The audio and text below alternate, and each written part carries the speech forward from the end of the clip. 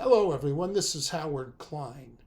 I am the host of CRE Radio and TV.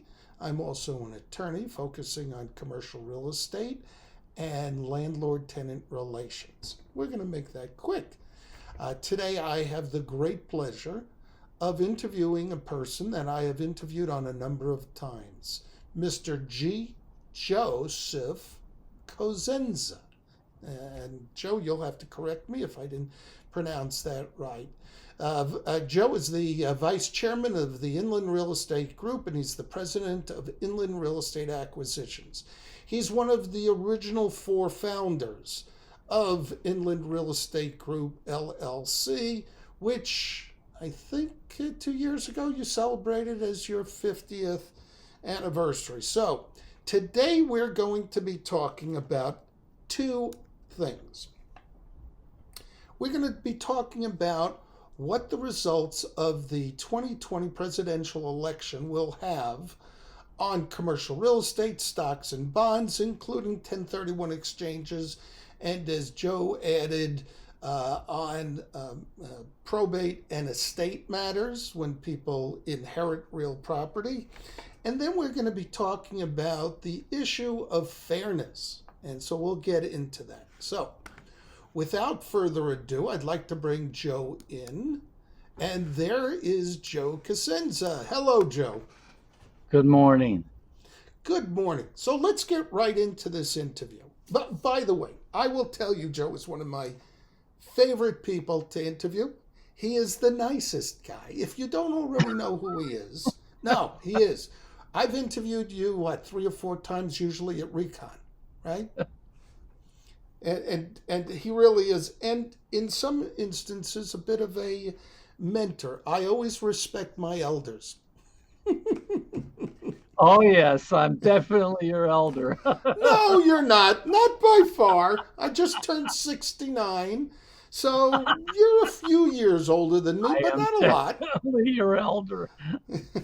Well, I should. When I'm your age, I should look as good as you. And you're a bow tie wearer, by the way. We even have matching colored bow ties. So let's get right into the question, Joe. Why don't you tell us your views on what the election results will have on commercial real estate, stocks and bonds, 1031 exchanges, and the inheritance of real property? Now, Joe, can I clarify something first? Yes. Because what we're talking about, this whole conversation at this point in time, is we're talking about 1031 exchanges, where Yes. we're not, for some of my audience that may not be all that familiar, the 1031 exchange allows you to defer property, and a lot of commercial real estate investors, even those who own, rental homes, what they do is they'll buy a rental home, and that will increase in value, assuming that it would. And then when they go to sell it and they go, this is increased in value, why don't we sell it? And with the proceeds, I can buy 3 rental homes.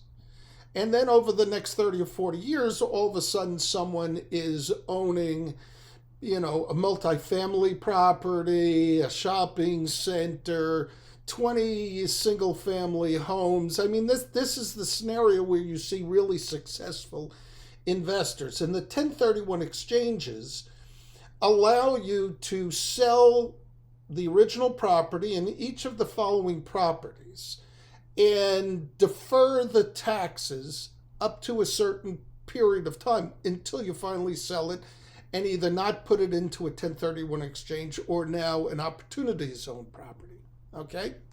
So this is really what you're talking about, and so that people understand that this is a very typical, and for mom and pop investors as much as anyone else. This is how one of the ways that there is a creation of wealth in commercial real estate. I'm not going to go into all the details of what a 1031 exchange is, but if you disagree with me on anything that I've said, please do so. You're the expert.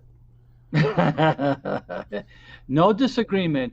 Not only is it mom and pop, it's sure, it's for the middle class, sure. It's for the rich and famous. Yeah, it's for everybody. That's right. Why was it originally done back in 1921? It was a 1921. Yeah. It was originally done in 1921 to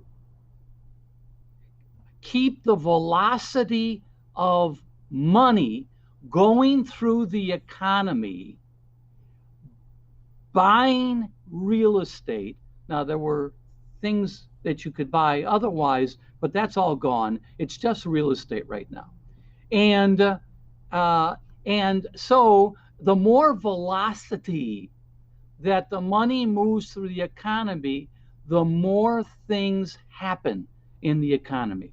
But let's be absolutely positively sure.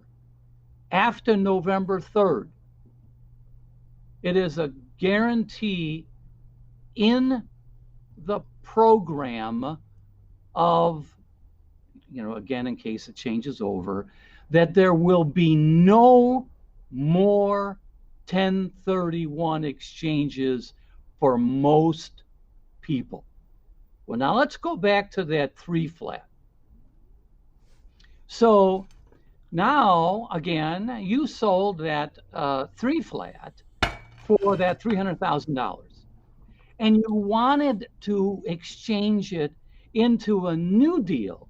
Maybe that $300,000 you have now, maybe you want to go into a 6 flat. Or maybe, like you said, those houses, you want to do more and more rental houses because they're pretty easy to operate, and you could always sell off a home anytime you want to, et cetera, et cetera. Well, you could do it, but you're not going to save any taxes. You're going to pay the taxes immediately when you sell that 3 flat you had originally. All right, now who suffers in this? Well, let's go through it. First of all, whenever you sell your deal to person A, his tax bill is going to go up because your tax bill is lower because you've had it for so long. Now you're going to go buy a new deal, and that new deal's tax bill is going to go up. Well, there's no transfer taxes paid on either deal because no one's going to do the exchange. There are no increases, or there's no state transfer taxes, there's no city transfer taxes. And so that's one part. But the other part is the increases of taxes. In both instances, where does that money go? It goes to schools. It goes to the cities. It goes to the states. That's who suffers. Nobody gets that increase. Well, now let's get more practical. You always have to have an appraiser, whether you're buying something and you get a mortgage, or you're buying the next deal and you get a mortgage, you need an appraisal. No appraisals. 2 times, guy loses this one and a guy loses the other one. The attorneys, what attorneys? You're not going to be doing the deal. So the attorneys lose the first deal. And oh, no. Oh, no, please, don't do that. That hurts you. Oh, no. How about the banks? The banks don't get the mortgage on the guy who's buying your deal, and they don't get the mortgage refinancing on the deal that you're going into. The title company, no work either way, boom. Usually, when you buy something, you kind of like to improve it. Okay, maybe you put new carpeting in the staircases, maybe you paint the building, whatever it might be, maybe you put a roof on, whatever it might be. No roofer, No carpeting. No carpeting manufacturer gets to manufacture the carpeting. No painter. The hardware store, no selling the paint to the to you. So, or a contractor or electrician. There's so many jobs that get lost. There was a study done by Ernst and Young a couple of years ago, and they said if the exchange program, 1031 program, were to be eliminated, the government would gain about 40 billion over 10 years. A lot of money. That's fabulous. But they would lose about 130 billion in GDP because of the jobs, because of the taxes, et cetera, et cetera. So it was a huge, huge loss. So that's why I think it's so important that it doesn't happen. Yeah, I think what people need to understand, and I've got to tell you in terms of all the various ramifications of changes, etc., it's honestly above my pay grade. And I'm not being coy when I say that. It's just that my brain can't handle every little change, that the domino effect.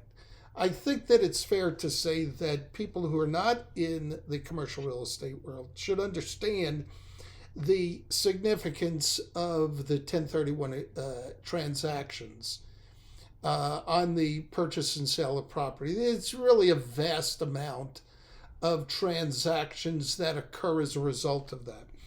If as you say, it's guaranteed that 1031 exchanges will go away in its entirety, I think that it's fair to say that there will be a deceleration of transactions. The extent of which I think that it'll be significant. All right. The full extent, I don't know that I would understand. And I would anticipate that will have, I hate to use the term, a trickle-down effect. It'll affect all aspects of society. But you and I talked about it, and although we differ on who our favorite candidate is, I suspect that if Joe Biden wins, and this is what you're talking about because this is in his Biden tax plan, if he wins, then the job is for calmer minds to prevail and moderate. And your concern is that the moderation will not be effective. And you may be right, but from my perspective, I mean, that would be a responsibility of mine to help make sure that people understand the effect of eliminating 1031 exchanges. You and I understand because we're in the business, but not everybody else does, and we need to educate people and prevail upon our legislators to act reasonably.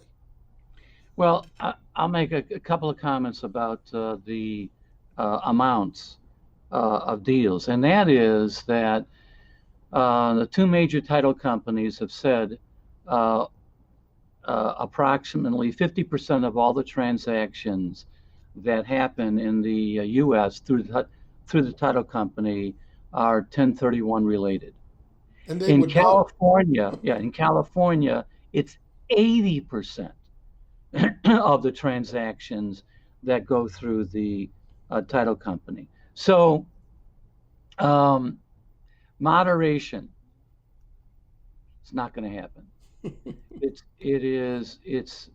set in stone in their platform, and those are the kinds of things that you say and that you have to do. All right. Well, let's do another thing. Let's take that same family that owns that 3-flat that is was purchased for $100,000 and now is worth $300,000, but you passed away. Okay, no. When you're dead, do you really care? Yes, you do. Why? Because you have passed it on to your heirs. Now, your heirs may not want to run that doggone 3-flat. They don't want the calls all the time that you took. So what happens? Today, if your heirs, and I just went through this years ago when my father-in-law passed away. And the same thing, a 3-flat. Your heirs get the 3-flat and they want to put it on the market. And the market is $300,000, just like we talked about. Well, today, you get a stepped up basis. What does that mean? The laws, the IRS allows you not to have to pay any tax between what you bought it for and now what you're selling it for. Wow. You only pay tax if you sell it for more than $300,000. Now that's a fabulous break to all the family members who end up with that asset. Same thing, by the way, happens with stocks. You get a stepped up basis. No longer, after November 3rd, if things change, no longer will you have that stepped up basis. Doesn't seem fair to me, but I'll leave that up to the audience. We're going to have this conversation about fairness shortly. I don't know well, we can get into it. I don't know what is fair and what's not fair. But the reality is, if you don't get that step up in basis, if they change everything as it relates to not only 1031 exchanges, but state and gift taxation, this is going to cost a lot of people a lot of money. It's not just that it's going to cost people money. Forget that. That's a big item. But what's going to happen is almost exactly what happened in 1986 when they changed the tax laws, made them retroactive. What happened right after that? The savings and loans got crushed and out of business. The real estate industry, I don't care if you had an industrial building, a shopping center, an apartment building, I don't care what you had, it was reduced in value tremendously. And no, stop, I shouldn't say everyone. A lot of people's mortgages ended up being called because the value of the real estate was less than the mortgage on the property. Holy cow, that only happened back in the Great Depression of 1929 to 33. So in any event, it is going to be a disaster for all real estate. And I'm not pleading because it happens to be one of our businesses. We have a lot of real estate businesses within inland. But sure, the one business that we do that handles the 1031 type of transactions to help people to get into bigger deals, maybe better deals, and hopefully better deals, and more cash flow, and defer taxes until that one sells, it's going to be gone. So, well, and then of course the thing about passing away, well, okay. Well, I'm not okay with it. No, I'm not okay with it with regard to anyone or me, for that matter.